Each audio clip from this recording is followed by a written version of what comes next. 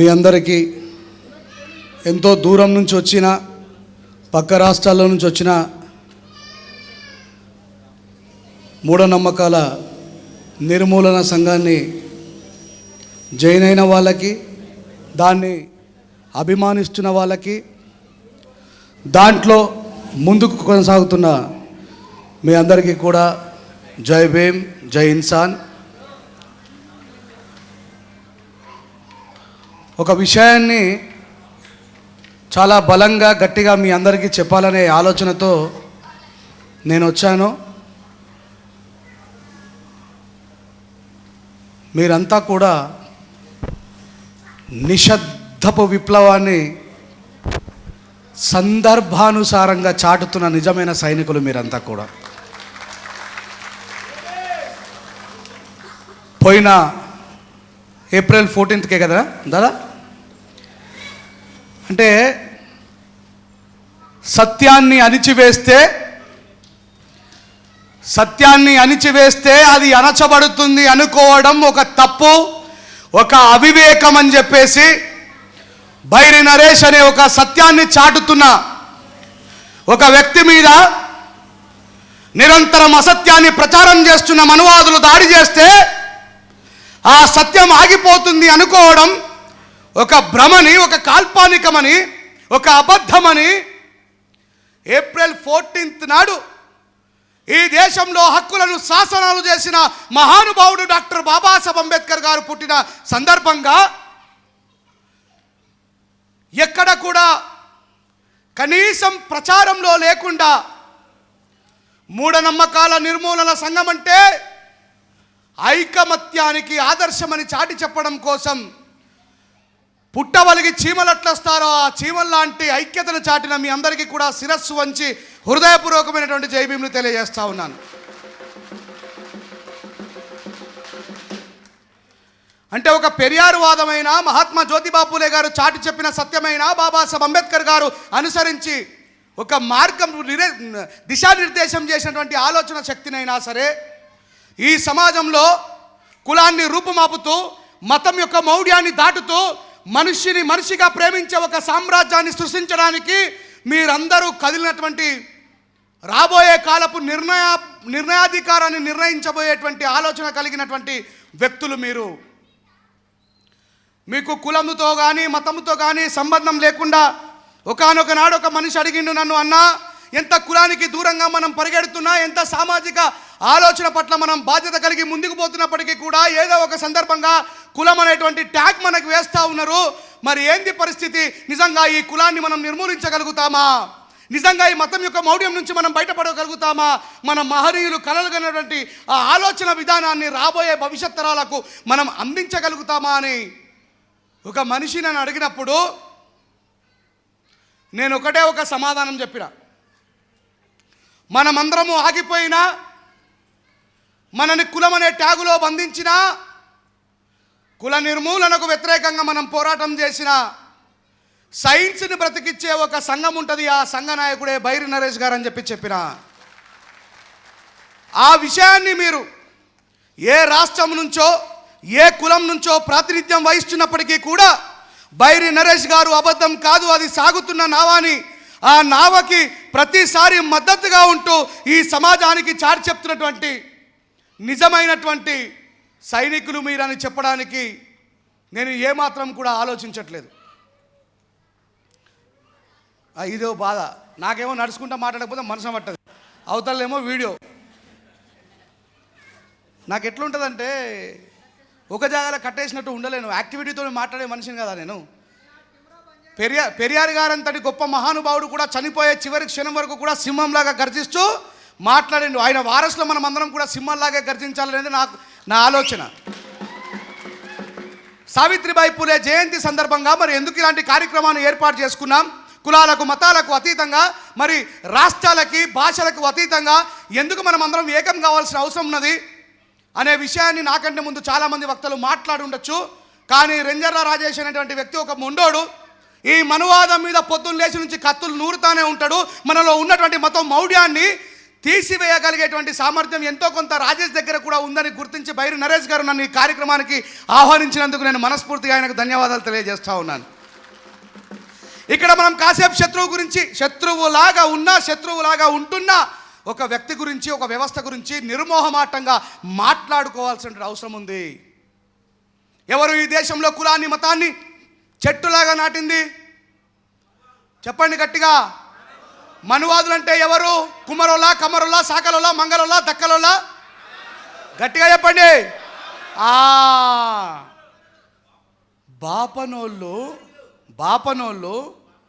బాపనోళ్ళు ఈ భారతదేశంలో అందరికంటే ముందుగా నిద్ర మేలుకునే వాళ్ళు ఎవరు?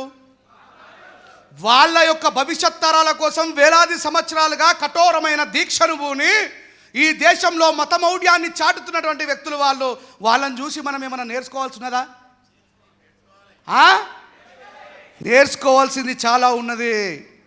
ఎలాగైతే బాబాసాహెబ్ అంబేద్కర్ గారు పుట్టకున్న ముందు, మహాత్మా జ్యోతిబా ఫులే గారు పుట్టకున్న ముందు బుద్ధుని యొక్క ఆలోచన విధానం నుంచి బుద్ధుని యొక్క సంఘంలో జాయిన్ అయినటువంటి వ్యక్తులు వాళ్ళే. లా ఇలాహ ఇల్లల్లాహ్ ముహమ్మదర్ రసూలుల్లాహ్, అల్లాహు అక్బర్ అనేటువంటి మతాన్ని కూడా ఆచరించింది వాళ్ళే. దయగల రాజా, గొప్ప దేవుడా, మహోన్నతుడా, పరిశుద్ధుడా, తండ్రి నీకు స్తోత్రం అనే మతంలో వచ్చింది కూడా వాళ్ళే. ఆఖరికి మన బౌద్ధంలో వచ్చింది వాళ్ళే. తుపాకి పట్టుకొని ఎర్రజండనీయలో, ఎర్రెర్రనిది జెండనీయలో ఆడికి పోయింది కూడా వాళ్ళే.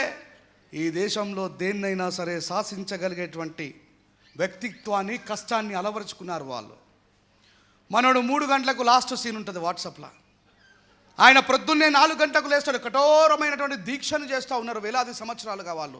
వాళ్ళని చూసి నేర్చుకోవాల్సిన సందర్భం మనకు వచ్చింది. మనలో ఉన్నటువంటి అలసత్వాన్ని తీసేసి నాలెడ్జ్నికి ఏం చేయాలంటే ఏం చేయాలి? ఈరోజు సుప్రీంకోర్టులో ఉన్నటువంటి అడ్వకేట్లు అందరూ ఎవరు? బ్రాహ్మణులే. భారతదేశానికి మొట్టమొదటి ప్రైమ్ మినిస్టర్ ఎవరు? మరి వాళ్ళు ఎందుకు కాగలుగుతున్నారు? వాళ్ళు ప్రాక్టీస్ చేస్తున్నారు. ఏం చేస్తున్నారు? Practice makes. Then what we are doing? Last seen 3 o'clock. But is wake up 4 o'clock లేచి ఏం చేస్తాడు?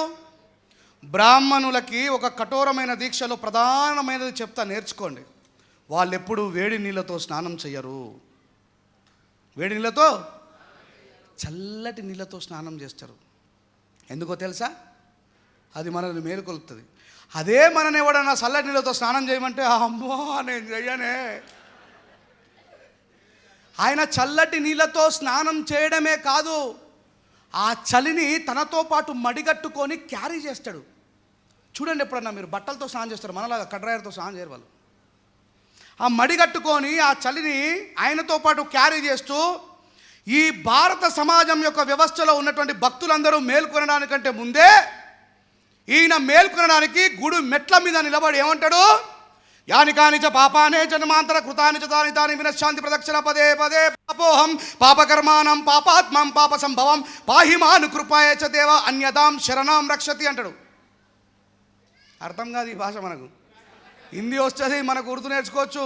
లేదు, వాళ్ళంతటి మనం అనుకుంటున్నాం బాబాసాహెబ్ అంబేద్కర్ గారు భారత రాజ్యాంగాన్ని రాసిన, మహాత్మా జ్యోతిబా ఫులే స్థాపించినటువంటి ఆ పాఠశాలలో మా బాబాసాహెబ్ అంబేద్కర్ గారి తండ్రి రామ్జీ సక్పాల్ గారు చదువుకున్నారు. మహాత్మా జ్యోతిబా ఫులే గారి ఆలోచన విధానాన్ని, ఛత్రపతి సాహు మహారాజ్ ఆలోచన విధానాన్ని, మరి ఆయన కంటే ముందు పూర్వీకుల ఆలోచన విధానాన్ని, పెరియార్ రామస్వామి నాయకర్ గారి ఆలోచన విధానాన్ని బాబాసాహెబ్ అంబేద్కర్ గారు మరి భారత రాజ్యాంగంలో పెట్టిరని చెప్పి మనం మాట్లాడుకుంటున్నాం. ఈ దేశాన్ని పరిపాలిస్తున్నటువంటి పాలన వ్యవస్థ కూడా భారత రాజ్యాంగాన్ని అవలంబిస్తున్నదనే భ్రమలో ఉన్నాం మనం. ఏ యూనివర్సిటీలోకైనా మీరు ప్రవేశించవచ్చు, అవునా కాదా? దమ్ముంటే వేద పాఠశాలకి ప్రవేశించి చూపెట్టండి. It is possible. వేద పాఠశాలను చూసిన వాళ్ళు ఎంతమంది చేయలేపండి? చూసినావా బాను? చూసినావా? ఏడ చూసినావు? వేద పాఠశాల అనేది ఎంత గోప్యంగా ఉంటుందంటే ఎవరిని అమ్మ నేను అనుకున్నా న్యూక్లియర్ బాంబులు తయారు చేస్తారా ఏడ కనబడదు, దుబాయ్ మనం పేలిపోతుందేమని. మనమందరం ఈ దేశంలో మన తాతలు, మన ముత్తాతలు, మన అమ్మమ్మలు, మన నాన్నలు, మన అమ్మలు ఏ మతంలో బతికినరు? హిందూ మతంలోనే బతికినరు. కానీ హిందూగా పుట్టిన ఎవరైనా సరే, హిందూగా జీవిస్తున్న ఎవరికైనా సరే వేద పాఠశాలలో అడ్మిషన్ కావాలంటే ఎక్కడ పరీక్ష రాయాలి? ఆక్స్ఫర్డ్ యూనివర్సిటీకి పోవాలన్నా పరీక్ష రాసిపోవచ్చు, పోవచ్చా లేదా? ఆస్ట్రేలియాకి పోవాలన్నా పోవచ్చా లేదా? అరబ్ దేశంలో ఉన్న యూనివర్సిటీకి పోవచ్చా లేదా? భారతదేశంలో ఉన్న 191 దేశానికి ఎక్కడికన్నా పోయి చదువుకోవచ్చు. కానీ భారతదేశంలో ఉన్నటువంటి ఒక రహస్య విద్యా విధానం ఏదైతే ఉన్నదో, ఊరికే మాట్లాడుతుంటారు బయట ఇంటర్వ్యూలలో, రమ్మని చెప్పు వేద పాఠశాల. ఎన్నిసార్లు అడుగుతున్నాం దాదా నాకు నేర్పిమని? నన్ను తీసుకుపోను రా, నాకు నాలుక లడలడ ఆడుతుందని చెప్పండి, నన్ను తీసుకుపోరు ఎవరు. ప్రతి ఇంటర్వ్యూలో చెప్తా, please I want to learn Vedas. వాళ్ళు అనుకుంటారచ్చు, అమ్మ ఈ కొడుకు వస్తే బతకనిస్తే అర్రమనని ఓమ్మో అని. కానీ వాళ్ళు ఈ దేశంలో ఎక్కడ గుడి కట్టినా దాంట్లోకి ప్రవేశించగలిగే సామర్థ్యం ఉన్న ఏకైక వ్యక్తి ఎవరు? బ్రాహ్మణుడే. This is not call a reservation. Please tell me, ఇది రిజర్వేషన్ కాదా? ఈ దేశంలో పూజా విధానంపై రిజర్వేషన్ కలిగిన ఏకైక కులం బ్రాహ్మణ కులం. దాన్ని కలిగి ఉండడానికి అంబేద్కర్ గారు రాసిన రాజ్యాంగము ప్రాక్టీస్లో ఉన్నప్పటికీ కూడా వాళ్ళ విద్యా విధానం, నువ్వు కాంపిటేటివ్ ఎగ్జామ్ రాయాలంటే ఎన్ని గంటలు చదువుకోవాలి చెప్పరు గట్టిగా? పోటీ ఎక్కువగా ఉందా లేదా? పోటీ లేని ఏకైక సంస్థ ఏదన్నా ఉన్నదంటే పూజారి విధానమా కాదా? నువ్వు ఇంటర్ పాస్ అయినా, డిగ్రీ పాస్ అయినా, పీజీ పాస్ అయినా, పిహెచ్డి పాస్ అయినా ఆ గుడిలోకి పోలేవు. కానీ ఆయన, నేను ఇప్పుడు చదివిన 4 మంత్రాలు, శుక్లాంబరధరం విష్ణుం శశివర్ణం చతుర్భుజం ప్రసన్న భద్రం దాయ సర్వ విఘ్నోపశాంతహే కథం. కలెక్టర్ గారిని కాలు మొక్కమన మొక్తాడు. It is not only in Hinduism. Corona టైంలో పాస్టర్లు ఏం చేసిండ్రు? ఇంట్లో వీడియో కాల్ పెట్టుకొని, దయగల రాజా, గొప్ప దేవుడా, మహోన్నతుడా, పరిశుద్ధుడా, తండ్రి టచ్ అన్నారు.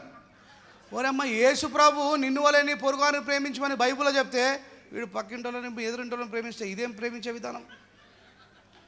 అంటే ఏ మతములోనైనా మౌఢ్యం ఉంటుంది. ఈ మౌఢ్యం అనే దాన్ని మనుషుల మెదల్లో నుంచి పోగొట్టడం కోసమే మన సంఘాన్ని స్థాపించిండు బైరి నరేష్ గారు. మనమందరం చేయాల్సిన పని అదేని చెప్తున్నా. నేను ఏ మతాన్ని విమర్శించడం లేదు, మతంలో ఉన్న మౌఢ్యాన్ని విమర్శిస్తూ ఉన్నా. అవునా కదా? నేను ఇప్పుడు బాపరాలను తిట్టినా? బాబాసాహెబ్ అంబేద్కర్ ఏమన్నాడు? Brahmins are not our enemies, Brahminism it's our enemy అన్నాడు. Yes or not? మేమేమంటున్నాం? బాపన లేదు, మాకు శత్రువులు కాదు. Come please join with us, tea తాగుదాం, ఇంకా బిర్యానీ తిందాం. మేము అనట్లేదు. బ్రాహ్మణ్ ఇజం అంటే అన్టచబిలిటీని, బైరి నరేషన, నేను మీ అందరికీ తెలుసు, మనం అందరం రకరకాల ప్రదేశాలలో గుళ్ళోకి రానియకపోతే మాలలు వేసుకున్న వాళ్ళని మాలా మాదిగలని చెప్పేసి వెలేస్తూ ఉంటే మనం పోరాడినామా లేదా? మన శత్రువు మతంలో ఉన్న మౌఢ్యమా మతమా? మతంలో ఉన్న మౌఢ్యం. దేవుడి పేరు మీద దందా చేసేవాళ్ళు, దోపిడీ చేసేవాళ్ళు మన శత్రువులు. కానీ ఆర్టికల్, మనం భారత రాజ్యాంగానికి విరుద్ధమా ఈ దేశంలో? మనం రాజ్యాంగ బద్దులమా కాదా?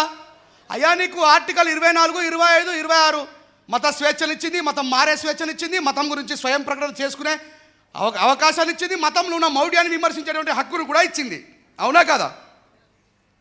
అందుకే మనమందరము కూడా మతానికి దూరంగా, మానవత్వానికి దగ్గరగా, కులానికి, మతాలకి, వర్గాలకి, వైషమ్యాలకి ఒక నూతన సామ్రాజ్యాన్ని సృష్టించడం కోసం, అది కలలు కన్న మన మహనీయుల యొక్క ఆలోచన విధానం ముందుకు తీసుకోకపోవడం కోసం మనం అందరం ఇక్కడ కూర్చున్నాం. అందుకే నరేష్ అన్న కూడా నన్ను పిలిచిండు. సో ఇప్పుడు మనం బ్రాహ్మణైన నుంచి నేర్చుకోవాల్సింది చాలా ఉంది. ఇప్పుడు నేను కావచ్చు, సందర్భానుసారంగా మాట్లాడుతూ ఉంటా. వాళ్ళకు కాంపిటేటివ్ ఎగ్జామ్ అవసరం లేదు, వాళ్ళు 18 గంటలు చదవాల్సిన అవసరం లేదు. ఒకటే మంత్రాన్ని 400 సార్లు నేర్చుకుంటే ఎవరికైనా వస్తుంది, చదవనప్పుడు కూడా వస్తుంది. రాదా? అంటే వాళ్ళు వాళ్ళ రిజర్వేషన్ని కాపాడుకుంటూ ఉన్నారు ఈ దేశంలో. మరి ఎందుకు Babasaheb Ambedkar Brahmins are not our enemies, Brahminism it's our enemy అన్నాడు? బ్రాహ్మణిజం ఇప్పుడు బ్రాహ్మణుల దగ్గరనే ఉందా? చెప్పండి. ఈ రాష్ట్రంలో 2 వర్గాల మధ్యలో గొడవ పెడుతుంది బ్రాహ్మణిజం కాదా? కాదా? బ్రాహ్మణిజం రూపాంతరం చెందింది మిత్రులారా. బ్రాహ్మణిజం రూపాంతరం చెందింది. డిస్క్రిమినేషన్ రూపాంతరం చెందింది. ఒకనాడు మీరు మాలామాదుగలయా, మీరు దూరంగా ఉండాలని చెప్పి దూరం పెట్టినరు. ఇప్పుడు ఏమంటున్నారు స్టైల్గా, vegetarians are allowed, non vegetarians are not allowed. So దానికి ఈ దేశంలో వాటిని తిప్పికొట్టడం కోసం మనం కూడా నూతన విప్లవానికి నాంది పలకాల్సిన అవసరం ఉంది. ఉందా లేదా? మరి మనలో ఈ మతంలో ఉన్నటువంటి మౌఢ్యాన్ని తిప్పి కొట్టడం కోసం మూఢనమ్మకాల నిర్మూలన సంఘం అంటే అదే కదా దాని పని కాదా? మూఢనమ్మకాలు ఏడున్నాయి? మతంలో ఉన్నాయా, మతం అవతంలో ఉన్నాయా, రాజ్యాంగంలో ఉన్నాయా? మన మతంలో ఉన్నాయి కదా. మరి ఆ మూఢనమ్మకాలు ఎక్కడైతే ఉన్నాయో అక్కడికే కదా పోయి మనం పోరాటం చేయాల్సింది. దానికోసం మనం ఏం చేయాలి? భగవద్గీత చదవాలా వద్దా? బైబుల్ చదవాలా వద్దా? ఇంకోటి ఏంది? ఖురాన్ చదవాలి. ఖురాన్లో ఒక సూరా గురించి చెప్తా. లా ఇలాహిలల్లా ముహమ్మదర్ రసూలిల్లా. లా ఇలాహిలల్లా అంటే ఇది అరబిక్ భాష. లా ఇలాహిలల్లా అంటే ముస్లింలు ఉన్నారు ఎవరైనా? వెరీ గుడ్, ఏ కాదు మీరు, శుక్రియా సార్. లా ఇలాహిలల్లా అంటే లేడు వేరే దేవుడు, మహమ్మద్ సల్లల్లాహు ఇస్లాం చెప్పినటువంటి అల్లా తప్ప ఇంకా ఏ దేవుడు లేడు అని ఇస్లాం చెప్తా ఉన్నది. పెద్దగుట్ట దర్గా, కరీంనగర్ దర్గా, హన్మకొండ దర్గా, చాదర్ చడావ్. నిన్నగాక మొన్న రేవంత్ రెడ్డి గారు పోయి తెలంగాణ ప్రభుత్వం తరఫున అజ్మేర్ దర్గాలో అది కప్పచ్చిండు. This is all false belief. ఇదంతా కూడా మూఢనమ్మకమే. ఈ విషయాన్ని ముస్లింలకు చెప్తే అమ్మోని అమ్మ కొడతారు కావచ్చు అనుకుంటారా అనుకోరా? చెప్పండి. అరే అనుకుంటారా అనుకోరా? మరి ఎంతమంది పోయి ముస్లిము సమాజానికి చల్ లా ఇలాహ ఇల్లల్లాహ్ ముహమ్మదర్ రసూలుల్లాహ్ అనే పదం తప్ప ఈ దేవుళ్ళని మొక్కుడు బంద్ చేయరు, దాని మీద ఓ అవేసుడు బంద్ చేయరు, 786 రాసుడు బంద్ చేయరు అని చెప్పగలుగుతారా? చెప్పేటోళ్ళు ఎవరో చేయలేపరు. మరి నేనేమని రాసినా?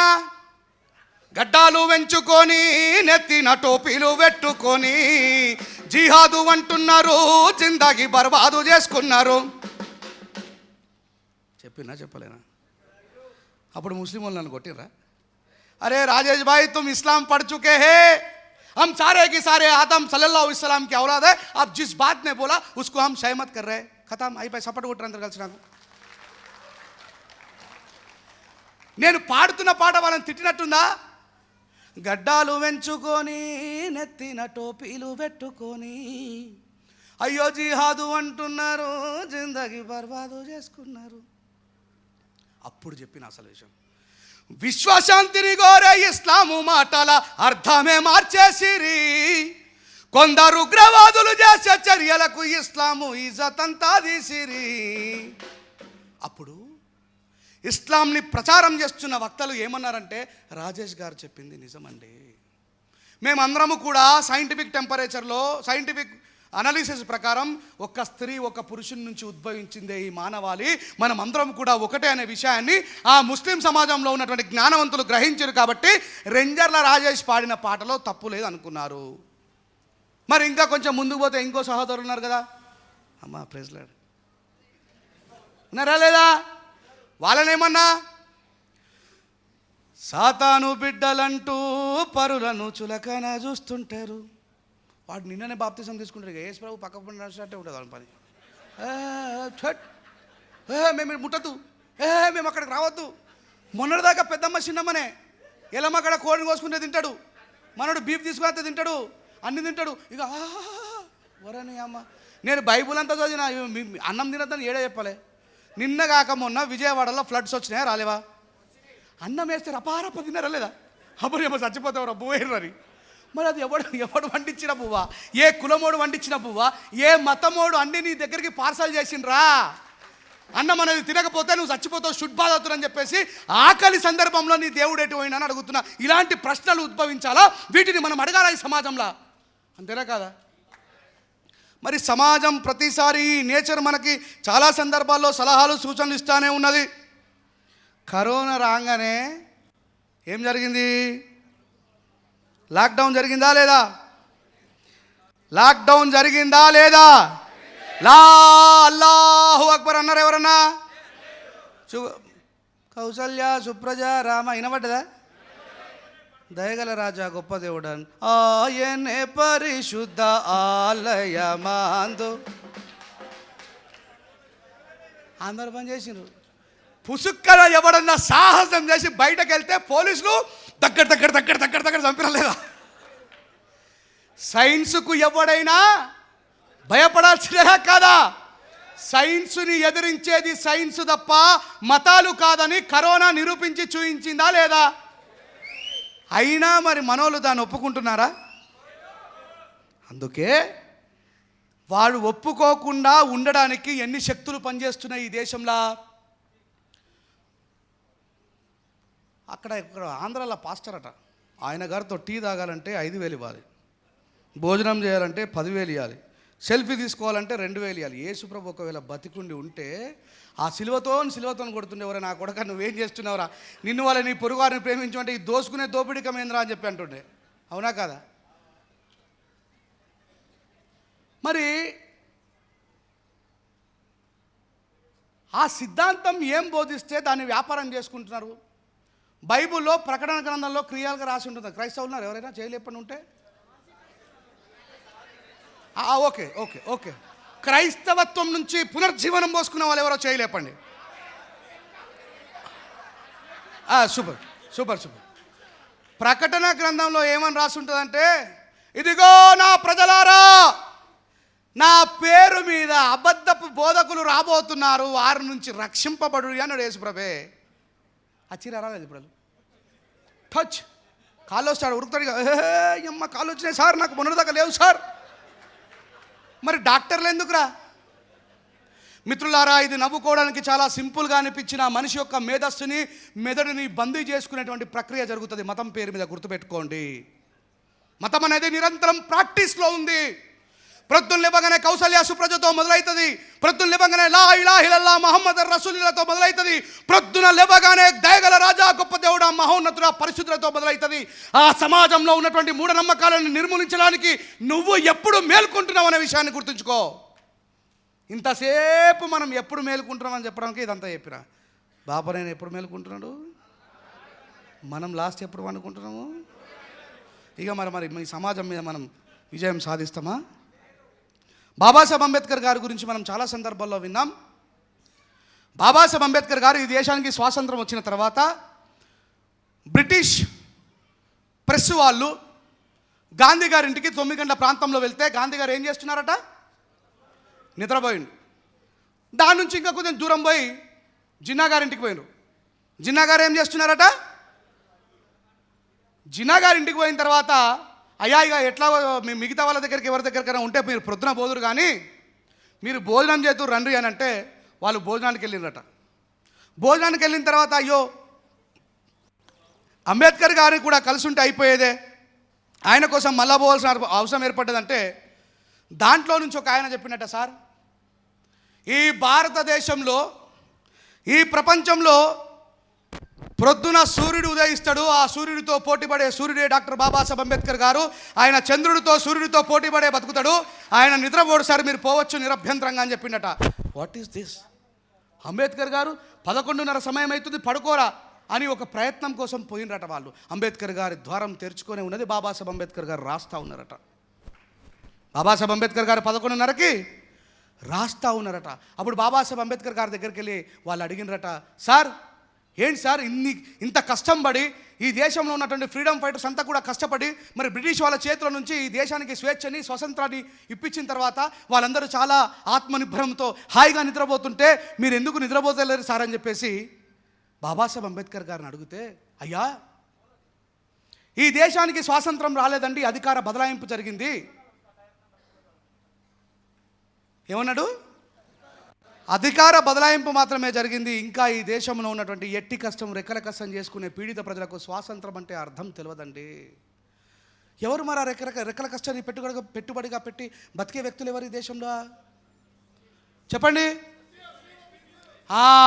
గతరన్న రాష్ట్రం ఏమని, రిక్షా దొక్కే రైమన్న రాళ్ళు కొట్టే రామన్న డ్రైవరు మల్లన్న మాలి కొమిరన్న నీకున్న ఆస్తంతా 2 రెక్కలేనన్నా రెక్కలాడకపోతే డొక్క నిండా దోరన్న.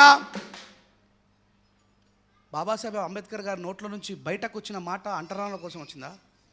ఏమంటున్నాడు?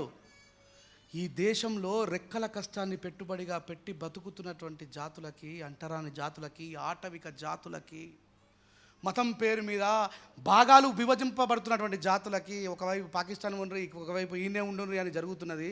వాళ్ళకు రాలేదు స్వాతంత్రం వాళ్ళకు రాలేదు. ఇగో బ్రిటిష్ వాళ్ళ చేతిలో నుంచి ఈ దేశంలో ఉన్నటువంటి భారతదేశంలో ఎలక్షన్ వ్యవస్థ లేకుండానే, ఓటు గురించి అధికారం రాకుండానే ఈ దేశానికి ప్రైమ్ మినిస్టర్ అయినటువంటి వ్యక్తి ఎవరు? పండిట్ జవహర్ లాల్ నెహ్రూ. అధికారం ఆయన చేతికి పోయిందా? పోలేదా? అక్కడ బ్రిటిష్ వాళ్ళు నల్ల జాతీయులని అనగదొక్కుతున్నటువంటి బ్రిటిష్ వాళ్ళ చేతులకు వెళ్ళే ఈ దేశంలో పీడిత ప్రజలను అనగదొక్కుతూ వేలాది సంవత్సరాలుగా ఈ దేశపు సంపదలను నొక్కి దొబ్బి తింటున్న వాళ్ళ చేతికి బదలాయింపు జరిగింది చూడు అని బాబాసాహెబ్ అంబేద్కర్ గారు బాధపడుతున్నారట. అందుకే దయచేసి గుర్తుపెట్టుకోండి, ఒకవేళ బాబాసాహెబ్ అంబేద్కర్ గారిని బయట ప్రమోట్ చేయాల్సిన పరిస్థితి వచ్చినప్పుడు రాజ్యాంగాన్ని క్షుణ్ణంగా చదవాల్సిన అవసరం మనపై ఉంది. మనం ఒక నూతన సమాజానికి నాంది పలుకుతున్నామా లేదా? ఒక శాస్త్రీయబద్ధమైన జీవితానికి నాంది పలుకుతున్నామా లేదా? ఇదంతా జరగాలంటే మనం ఈ మతాలలో ఉన్నటువంటి మౌఢ్యాన్ని బయటకు పడగొట్టి బాబాసాహెబ్ అంబేద్కర్ గారి యొక్క ఆలోచన విధానాన్ని తెలుసుకొని, పెరియార్ గారి యొక్క ఆలోచన విధానాన్ని తెలుసుకొని, మరి రాబోయే జనరేషన్ యొక్క మైండ్ సెట్ని మార్చగలిగినప్పుడు మాత్రమే అది సాధ్యమవుతుంది. మరి ఎందుకు బైరి నరేషన్ మీద దాడి జరిగిన తర్వాత మరి ఆయనకున్న క్వాలిఫికేషన్కి ఏదైనా ఉద్యోగం చేసుకోలేకపోయిందా? ఆయన పోలీసులకు కూడా ట్రైనింగ్ ఇచ్చిన వ్యక్తి మనందరికీ తెలుసా కాదా? ఆయన మానసిక రోగం చేత బాధపడుతున్న వాళ్ళకి కూడా కౌన్సిలింగ్ ఇచ్చిండు, అవునా కాదా? ఆయన కూడా అద్భుతమైన మోటివేషన్ స్పీకరు. ఆయన కూడా గంటకు ₹1,00,000 తీసుకొని లక్షలాది రూపాయలు సంపాదించవచ్చు. కానీ ఈ సమాజంలో అత్యంత వ్యతిరేకతతో కూడుకున్నటువంటి సమాజాన్ని ఎదిరించడం కోసం బైరి నరేషన్న కావచ్చు, నేను కావచ్చు ఎందుకు నిలబడాల్సి వచ్చింది? మార్గంలో మనం నడుస్తూ రేపు రాబోయే తరాలు ఆ బాటలో నడుస్తుంటే అది ఎంత కష్టతరమైందన్న విషయాన్ని గ్రహించండి. ఎంత కష్టతరమైనా సరే మన మహనీయులు సాధించిన విజయం వైపుకు మనం అడుగులేస్తే రోడ్డు మీద యాక్సిడెంట్ అయ్యి చచ్చిపోయేటోళ్ళు ఉన్నారు, లవర్ మోసం చేసిందని చచ్చిపోయేటోళ్ళు ఉన్నారు, తల్లిదండ్రి బైక్ కొనియలేదని చచ్చిపోయేటోళ్ళు ఉన్నారు. అలాంటి చావులు ఎక్కడైనా చరిత్రలో రాయబడ్డాయా? కానీ బాబాసాహెబ్ అంబేద్కర్ గారికి మరణం ఉందా? పెరియార్ గారికి మరణం ఉందా? మహాత్మా జ్యోతిబా పూలేకి మరణం ఉందా? లక్షలాది కోట్లాది రూపాయలు కలిగిన బుద్ధుడు భిక్షుపాత్ర చేతబట్టుకొని చరత బిక్కవే చారికం బహుజన హితాయ బహుజన సుఖాయ లోకాను కంపాయ అత్తాను హితాయ ఆది కళ్యాణ మధ్య కళ్యాణ అంత కళ్యాణ అంటూ ఈ సమాజం యొక్క శ్రేయస్సు కోసము కాళ్ళకు చెప్పులు లేకుండా ఒక శుద్ధోదన మహారాజు ఇష్టమైన పుత్రుడు ఈ సమాజం కోసం బయలుదేరిండు. ఆయన మరణించి భౌతికంగా ఎన్ని వేల సంవత్సరాలు అవుతున్నా ఈరోజు ఉస్మానియా యూనివర్సిటీ ఠాగూర్ ఆడిటోరియంలో ఆయన గురించి మాట్లాడుతున్నామంటే ఆయనకు మరణం ఉందా? దేనికోసం ప్రయత్నం చేసిండు? ఏ సత్యం కోసమైతే మనం అందరము ప్రయత్నం చేస్తూ ఉన్నామో, ఏ సత్యాన్ని అయితే ప్రచారం చేస్తూ ఉన్నామో, ఏ సత్యం గురించి అయితే మనం మాట్లాడుతూ ఉన్నామో, ఏ సత్యం కోసం అయితే మనం పోరాడుతూ ఉన్నామో, చంపితే భౌతికంగా మనల్ని చంపుతారు కావచ్చు అని ఆ సత్యాన్ని చంపే శక్తి ఈ ప్రపంచంలో ఎవరికి లేదు. ఊరికే కుక్క సావులు చావడం కంటే పోరాడుతూ చావడం గొప్పదనే విషయాన్ని గ్రహించడం కాబట్టే మేము ఈ పోరాటంలో నిలబడ్డాం. ప్రభుత్వాలు మా గురించి తప్పుగా మాట్లాడచ్చు, బాబాసాహెబ్ గురించి తప్పుగా మాట్లాడే అవలగాలు ఉన్నారు, మా గురించి తప్పుగా మాట్లాడరా? అవునా కదా? అంటే ఈ 4 విషయాలు చెప్పడం కోసమే మీకోసం వచ్చిన మిత్రులారా. మనం ఎవరైతే మన శత్రువు అనుకుంటున్నామో, ఎవరి వల్ల అయితే ఈ సమాజం కుళ్ళిపోతుంది అనుకుంటున్నామో, ఎవరి వల్ల అయితే ఈ సమాజం నాశనం అవుతుంది అనుకుంటున్నామో వాళ్ళు 4 గంటలకు మెలుకొని ఉంటున్నారు. 4 గంటలకే మెలుకుతున్నారు. నాట్ ఓన్లీ పంతులుస్, ఆడ కూడా చాలా అవుతుంది. 5 సార్లు నమాజ్ కడితే చేస్తారా చెయ్యరా? ఎటువా మరి కరోనా టైంలో కిదర్గా ఇట్లా అంటే కోపం అవుతుంది. అదే మతాన్ని ప్రశ్నిస్తేనే కోపం. ఇప్పుడు అదే ముస్లింల దగ్గరికి పోయి అరే బాయ్ హిందువుల కంటే మీరు చాలా మంచోళ్ళు బాయ్ అన్నాం అనుకో, అరే ఓ ఖలీజా ఖాట్కే దేదేగా తుమ్కు, అరే బాయ్ బహుత్ అచ్చా బోలే ఆజా ఖూబ్. అదే అమ్మ హిందువులలో అంటారంతనం ఉన్నదా మీ క్రైస్తవులు మంచులు అనుకో, అరే సార్ చాలా మంచోళ్ళు సార్, రండి సార్ కూర్చొని కాఫీ తాగుతారా టీ తాగుతారా? వీళ్ళ ఇద్దరిని తిట్టిన తర్వాత హిందువుల దగ్గరికి పోయి భయ్యా నిజంగా వీళ్ళందరికంటే మీరు చెప్పండి, అబ్బా సూపర్ అంటారు. అంటే మతానికి ఉన్నటువంటి ఎస్టాబ్లిష్మెంట్ అలాంటిది. నన్ను అడిగితే రేపు ఇది ఇంకో కాంట్రవర్సీ అయినా సరే కానీ నిజం చెప్పాలి. మళ్ళీ అనుకుంటారు ఏమో బహిరంగ మీటింగ్కి పిలిచి మతాలు కాదు వ్యాపార కేంద్రాలు, నిరంతరం లాభాల బాటలో నడిచే వ్యాపార కేంద్రాలే దేవుడి పేరు చెప్పుకున్న ప్రతి సంస్థ, అది ఇస్లాం సంస్థ కావచ్చు, క్రైస్తవ సంస్థ కావచ్చు, హిందూ సంస్థ కావచ్చు, దాంట్లో లాస్ ఉంటుందా? ఇప్పుడు నేను 2007లో ఫారెన్ నుంచి వచ్చిన, నేను వచ్చేసరికి ఈ తెలంగాణ ఆంధ్ర రాష్ట్రంలో ఒక అద్భుతమైనటువంటి నానుడి నడుస్తూ ఉన్నది. ఒక్క కొడుకు పుట్టిన వాళ్ళ ఇంట్లో 3 కొబ్బరికాయలు కొట్టాలా, 2 కొడుకులు పుట్టిన వాళ్ళ ఇంట్లో 2 4 కొబ్బరికాయలు కొట్టాలా అంటున్నారు. నేను వచ్చిన తర్వాత మా అమ్మ, నేను ఒక్కనే కొడుకునే, మళ్ళా నాకు ఇంకో కొడుకు లేడు, ఇంకో బిడ్డ లేదు, అమ్మో ఒక కొడుకు గండం వచ్చిందంటే నా కొడుకు కోసం 3 కొబ్బరికాయలు తీసుకుని వస్తా చెప్పి మా అమ్మ నన్ను కూర్చో అన్నది. ఏమైందమ్మా అన్న? ఏం లేదు నువ్వు కూర్చోరా అన్నమాట. ఏమైంది చెప్పమ్మా అన్న? నీ మీద 3 కొబ్బరికాయలు దింపి కొట్టేస్తే నీ మీద ఉన్న పీడ పోతుందట బిడ్డ అని చెప్పింది. అప్పటికి మనం అంబేద్కరిస్ట్ కాదుగా. 2007 ఏప్రిల్లో నాకు పెళ్ళయింది.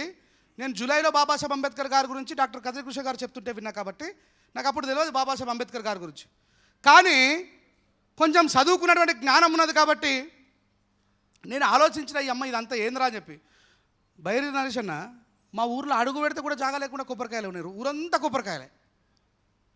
తర్వాత ఎవరో ఒక మేధావి ఇట్లాంటి కర్మాగారంలో నిర్మాణమైన వ్యక్తి ఆర్టికల్ రాసిండు. కోనసీమలో వరదల వల్ల స్టాక్ మొత్తం ఆగిపోయిందట. కొబ్బరికాయలు ఆలోచించే కదా వచ్చేది. వర్షాల కారణంగా స్టాక్ మొత్తం ఆగిపోయింది. ఏమన్నా చేసి వాటిని చాలా స్పీడ్గా సేల్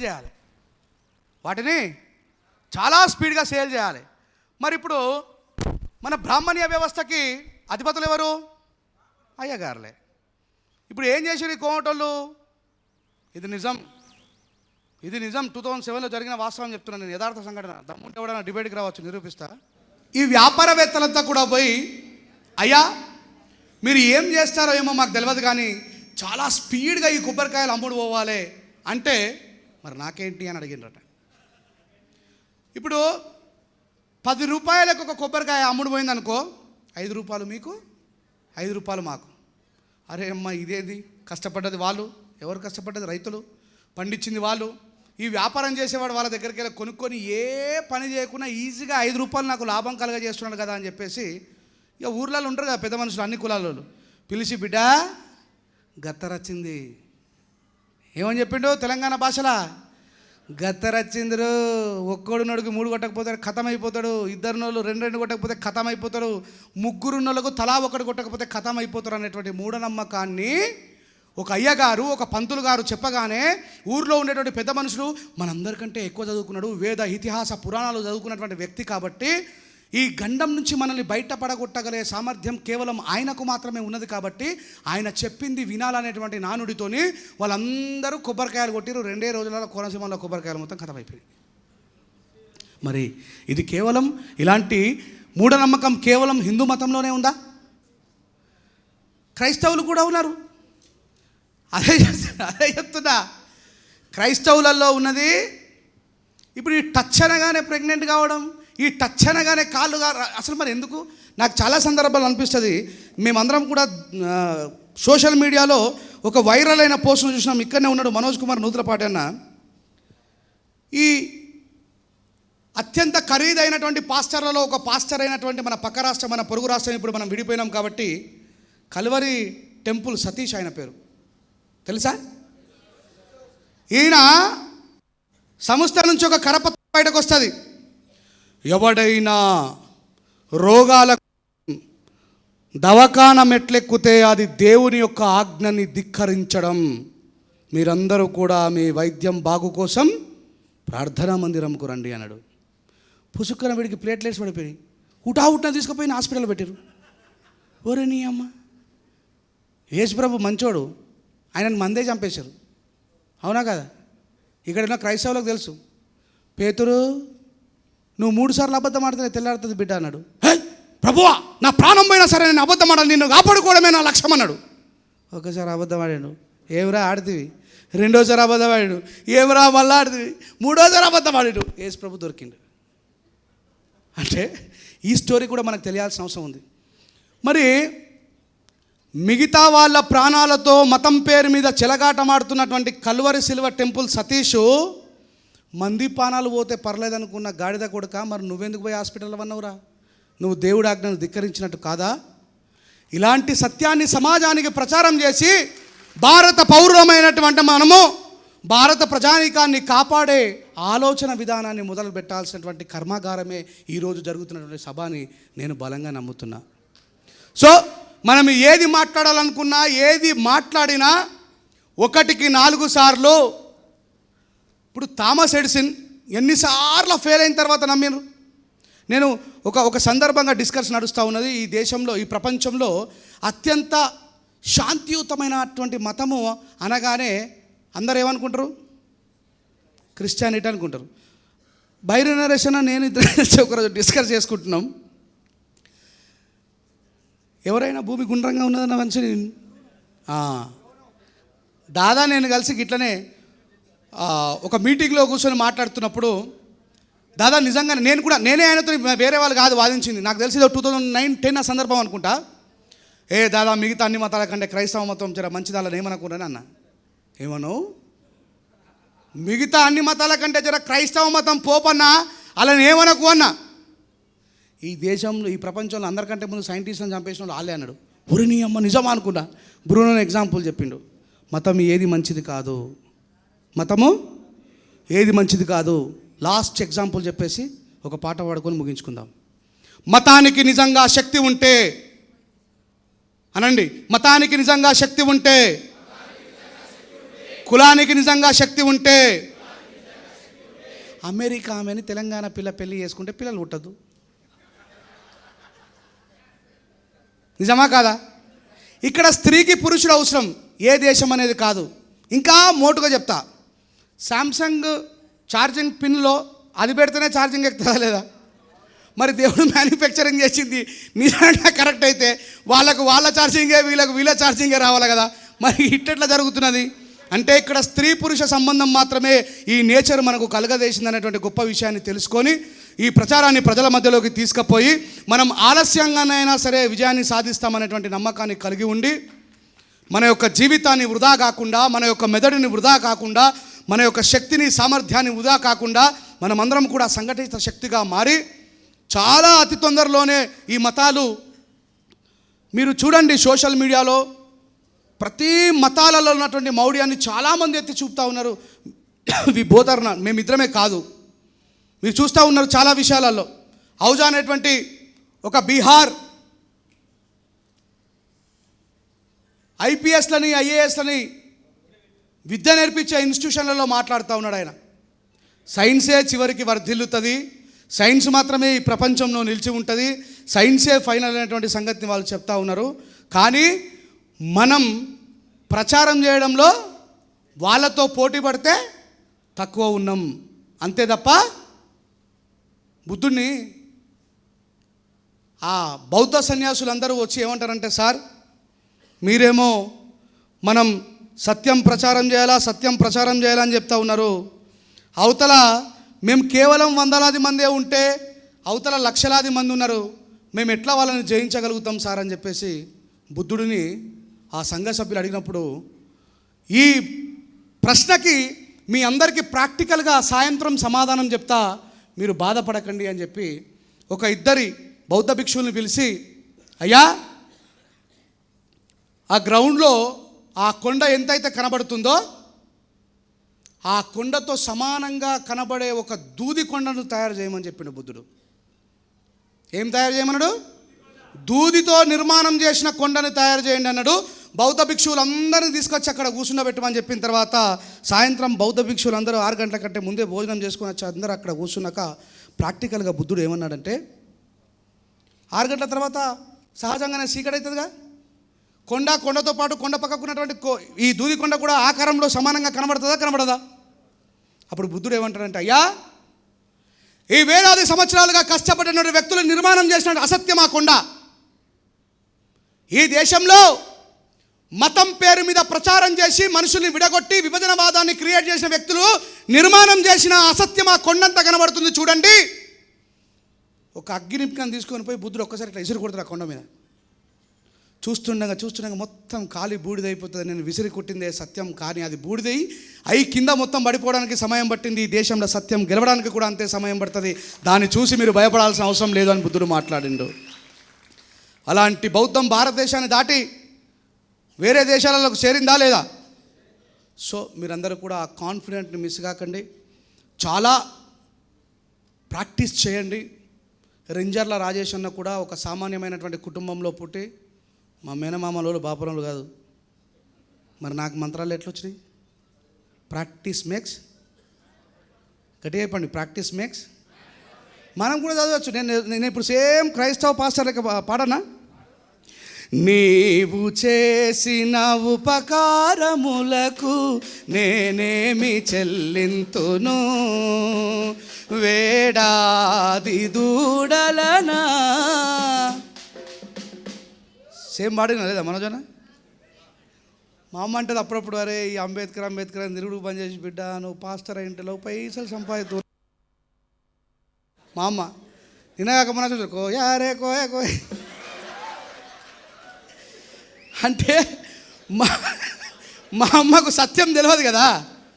మా అమ్మకు సత్యం తెలియక అంటున్నాడు, ఇవన్నీ కష్టాలు ఏందిరా, ఇవన్నీ బాధలు ఏందిరా, రాత్రి తెలందాక వస్తావు, తెలందాక పోతావు, సప్పుడుదాకా పాస్టర్ అయ్యావు, మంచిగా సూట్ బుట్ వేసుకొని అదే పాట వాడితే లోపల ఈసలు వస్తున్నారు. అంటే మా అమ్మకు కూడా అర్థమైందా లేదా అది వ్యాపారం అని?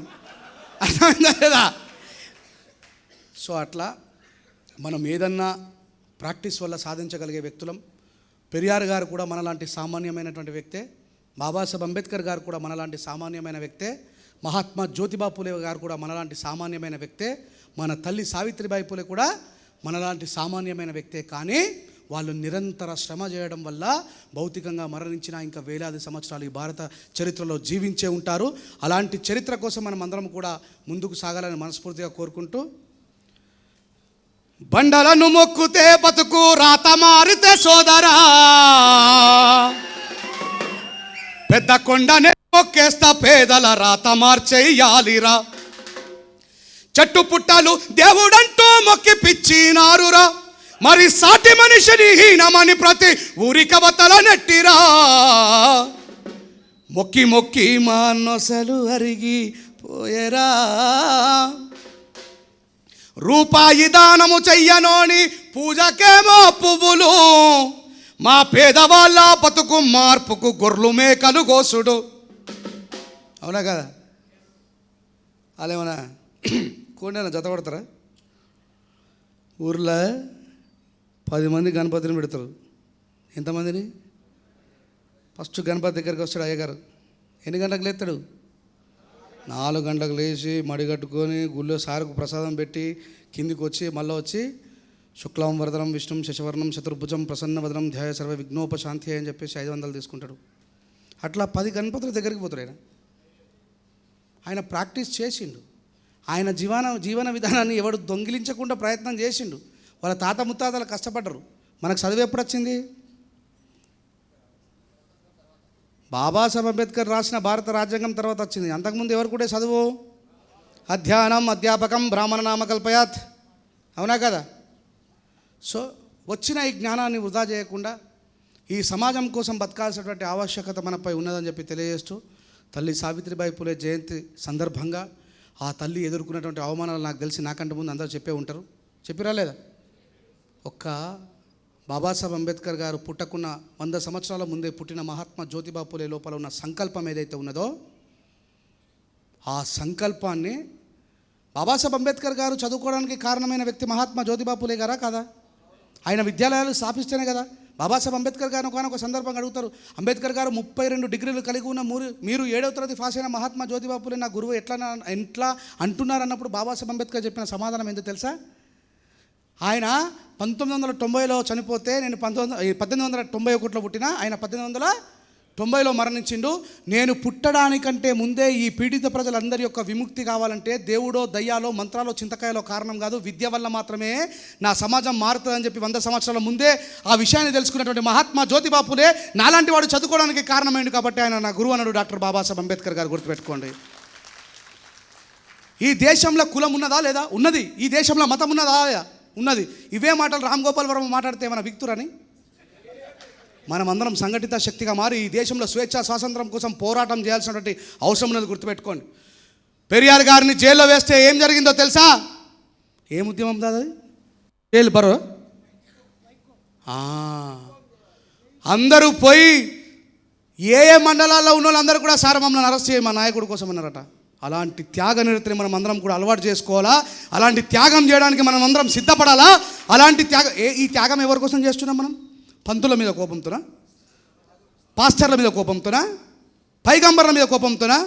భారతదేశం యొక్క సుభిక్షత కోసం మనం చేస్తున్నామనే విషయాన్ని ఈ భారత సమాజానికి చాటి చెప్పాల్సిన అవసరం మనపై ఉన్నది గుర్తుపెట్టుకోండి. మనకెవడు శత్రువు కాదు, ప్రజలకు హాని చేసేవాడే మన శత్రువు.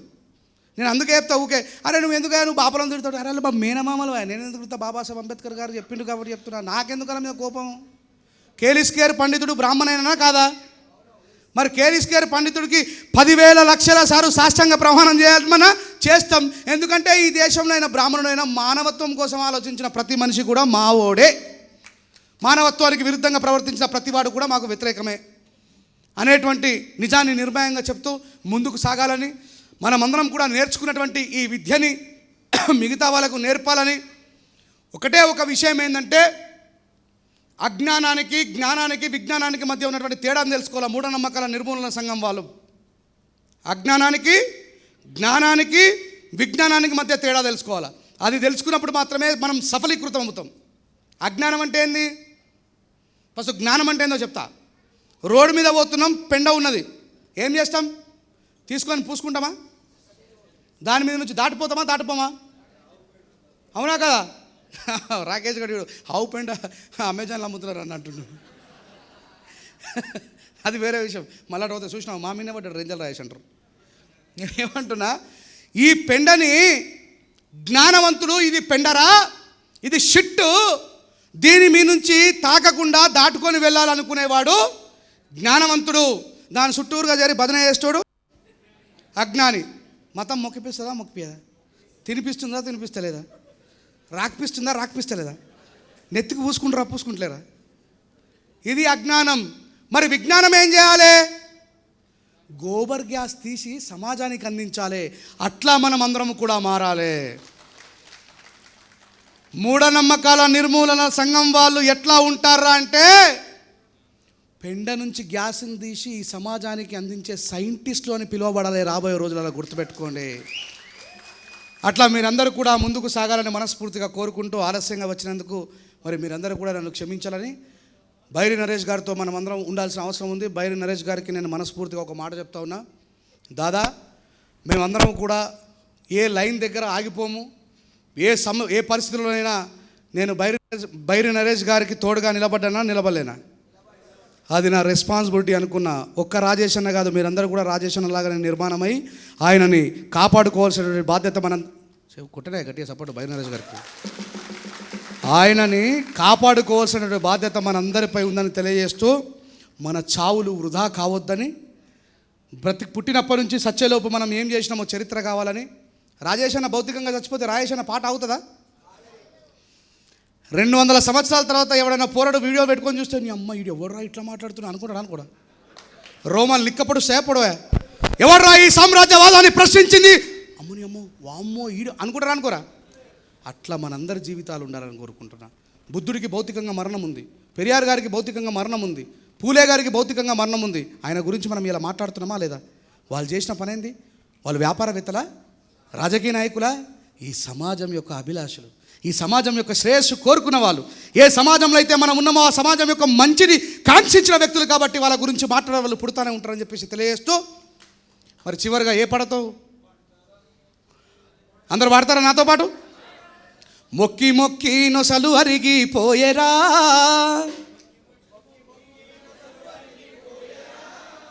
మొక్కి మొక్కి నొసలు అరిగిపోయేరా,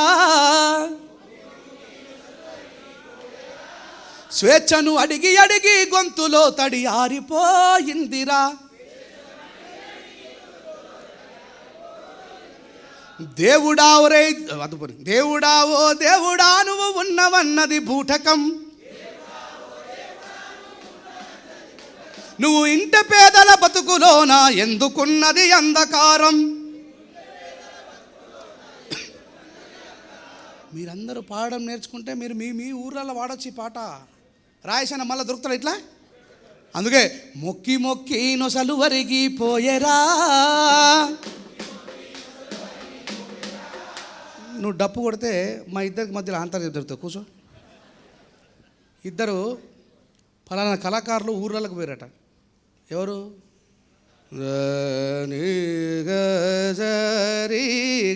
వాళ్ళు దశావతారాలు వివరించే పని 10 రోజులు వాడతారు వాళ్ళు. విష్ణుమూర్తి 10 అవతారాలు వేసిందని చెప్పేసి ఏమని వాడతారు? శ్రీమద్భాగవతం ఇది విష్ణు కథామృతం, ఆలపించిన మోక్షముసగు చరితం, నవరస భక్తి సుధాభరితం శ్రీమద్భాగవతం అని. ఫస్ట్ రోజు ఆట అయిపోగానే పాపం అక్కడ ఉన్నటువంటి కార్యక్రమ నిర్వాహకులు మంచి మామిడికాయ పప్పు నెయ్యి అప్పడాలు పెట్టిరాడ. నెక్స్ట్ డే సాయంత్రం వాళ్ళిద్దరి మధ్యలో కోఆర్డినేషన్ ఎట్లా ఉంటుంది? మా ఇద్దరి మధ్యలో కోఆర్డినేషన్ లేకపోతే ఏంది సమస్య అనేది చెప్తున్నా. మన మధ్యలో అండర్స్టాండింగ్ ఎట్లా ఉండాలంటే, ఈ కింద ఉన్న డోలా కొట్టేటోడు మెల్లగా ఈ పప్పు గట్టిగా తిన్నందుకు తుస్సుమని వదిలిండట. ఈ పాట పాడేటోని ముక్కులతో వచ్చిందట. నీ అమ్మ ఎవ్వడ్రా ఈ దరిద్రుడు అమ్మ అనుకున్నాడట. కానీ ఇప్పుడు ఈ పప్పు తిన్నది ఎవరు? ముంగటున్నోలా ఎనుకున్నోలా? ఈ ఇద్దరు ఉన్నారు కదా, వీరికి డౌట్ వచ్చిందట. కొంపదీసి మావోడైనా అయిందని చెప్పేసి వీడని అడుగుతుండట. ఏమని అడుగుతుండు? వాసన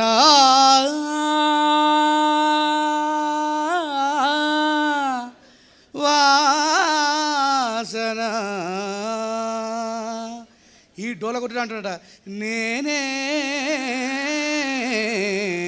నేనే. గిట్ల కింద వాళ్ళందరూ కూడా ఆహాహా ఎంత సుమధురంగా వాడుతున్నాడు అని సప్పటి కొట్టిరట. అంటే కోఆర్డినేషన్ అండర్స్టాండింగ్ లేకపోతే అట్లా మనం విఫలవుతాం. సో మరొకసారి, మొక్కి మొక్కి నొసలు అరిగి పోయేరా, స్వేచ్ఛను అడిగి అడిగి గొంతులో తడి ఆరిపోయిందిరా, దేవుడా ఓ దేవుడా నువ్వు ఉన్నవన్నది బూటకం,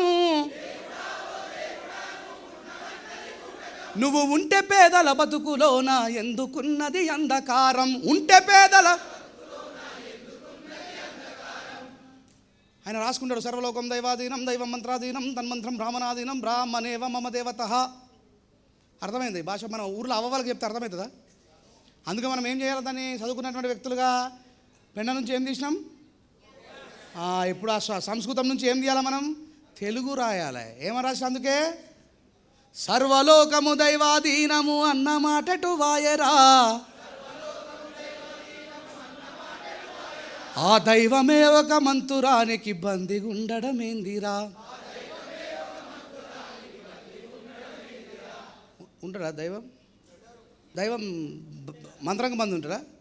ఆయన ఏమంటాడు? సర్వలోకం దైవాధీనం దైవ మంత్రాధీనం తన్మంత్రం బ్రాహ్మణాధీనం. దాని తర్వాత ఏమంటున్నాం? రూపాయి దానము చెయ్యనోని పూజకేమో పువ్వులు, మా పేదవాళ్ళ బతుకు మార్పుకు గొర్రెలు మేకలు గోసుడు, అరబండలను మొక్కుతే బతుకు రాత మారుతే సోదరా, పెద్ద కొండనే మొక్కేస్తా పేదల రాత మార్చెయ్యాలిరా,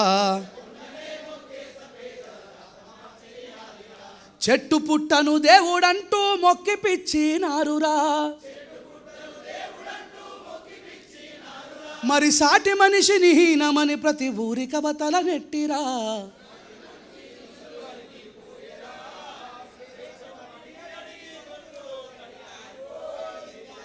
అట్లా మీరందరూ కూడా సైంటిఫిక్ ఆలోచన విధానంతో ముందుకు పోవాలని ఈ అవకాశాన్ని కల్పించినటువంటి గౌరవనీయులు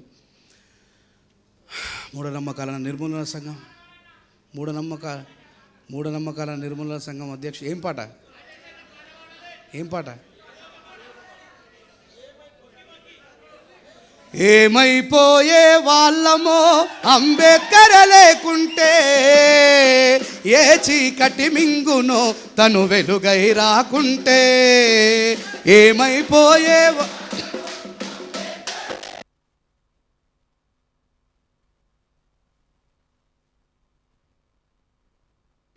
ఏమైపోయే వాళ్ళమో అంబేద్కర్ లేకుంటే, ఏ చీకటి మింగునో తను వెలుగై రాకుంటే. అంబేద్కర్ లేకుంటే, ఏ చీకటి మింగునో తను వెలుగై రాకుంటే. తరాల మనస్థితి గతులు మారక తల్లడిల్లు కథ సకల జనం. తరాల మనస్థితి గతులు మారక తల్లడిల్లు కథ సకల జనం. తరాల మనస్థితి గతులు మారక తల్లడిల్లు కథ సకల జనం. తరాలు మనస్థితి గతులు మారక తల్లడిల్లు కథ సకల జనం. బ్రతుకు అగ్రకుల విష కౌగిట పడి నలిగిపోవు కథ నేటి దినం. ఏమైపోయే వాళ్ళమో అంబేద్కర్ లేకుంటే, ఏ చీకటి మింగునో తను వెలుగై రాకుంటే. మళ్ళీ ఏమైపోయే వాళ్ళమో అంబేద్కర్ లేకుంటే, ఏ చీకటి మింగునో తను వెలుగై రాకుంటే. అడుగు అడుగు తను అనుభవించిన బాధను తలచి, అడుగు అడుగు తను అనుభవించిన బాధను తలచి, భావితరాల భవిష్యత్తునంతా ముందే చూసి, భావితరాల భవిష్యత్తునంతా ముందే చూసి, తన నెత్తుటి చుక్కలు లక్షల అక్షరాలుగా మార్చాడు. తన నెత్తుటి చుక్కలు లక్షల అక్షరాలుగా మార్చాడు. భారత జన నుదిటి రాతను, భారత జన నుదిటి రాతను అంబేద్కరే మార్చాడు. ఏమైపోయే వాళ్ళమో అంబేద్కర్ లేకుంటే, ఏ చీకటి మింగునో తను వెలుగై రాకుంటే. రాజ్యాంగము అణువు అణువులో జీవము నింపి, రాజ్యాంగము అణువు అణువులో జీవము నింపి, నేల మీద ప్రతి జీవజాతికి మనుగడ చూపి, నేల మీద ప్రతి జీవజాతికి మనుగడ చూపి, ప్రపంచమే తొంగి చూసేలా ప్రతిదీ పొందుపరిచాడు. ప్రపంచమే తొంగి చూసేలా ప్రతిదీ పొందుపరిచావు. విశ్వములో ఉన్న జ్ఞానులకు గురువులాగా నిలిచాడు. ఏమైపోయే వాళ్ళమో అంబేద్కర్ లేకుంటే, ఏ చీకటి మింగును తను వెలుగై రాకుంటే. ఏమైపోయే వాళ్ళమో అంబేద్కర్ లేకుంటే, ఏ చీకటి మింగును తను వెలుగై రాకుంటే. మన కోసం మహానీయుడు జీవితమును అంకితమిచ్చి, మన కోసం మహానీయుడు జీవితము అంకితమిచ్చి, చీకటిలో నలిగే జాతులకు తన చేతుల వెలుగందిస్తే, చీకటిలో నలిగే జాతులకు తన చేతుల వెలుగందిస్తే. మతవాదుల మత్తుల మునిగి తన త్యాగమే మరిచినామని, మతవాదుల మత్తుల మునిగి తన త్యాగమే మరిచినామని, నడివీధిలో నిలబడి చూస్తూ ఎంతగా తను కుములుతున్నాడో. ఏమైపోయే వాళ్ళమో అంబేద్కర్ లేకుంటే, ఏ చీకటి మింగును తను వెలుగై రాకుంటే. ఏమైపోయే వాళ్ళమో అంబేద్కర్ లేకుంటే, ఏ చీకటి మింగును తను వెలుగై రాకుంటే. తెలుసుకొని తెలుపగరండి ఆయన చరిత, తెలుసుకొని తెలుపగరండి ఆయన చరిత. గొంతెత్తి వినిపించు మహా నీయుని ఘనత, గొంతెత్తి వినిపించు మా నీయుని ఘనత. నిన్న నేడు రేపటి తరాలు మార్చిన రాత, నిన్న నేడు రేపటి తరాలు మార్చిన నేత.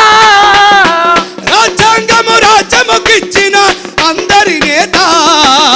ఏమైపోయే వాళ్ళమో అంబేద్కర్ లేకుంటే, ఏ చీకటి మింగును తను వెలుగై రాకుంటే.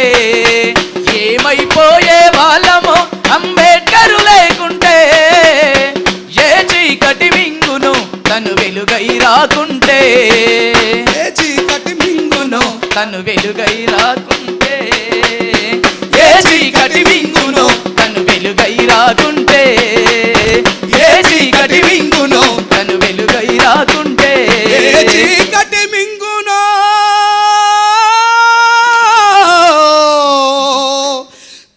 వెలుగై రాకుంటే. జై భీమ్, జై ఇన్సాన్. Thank you very much.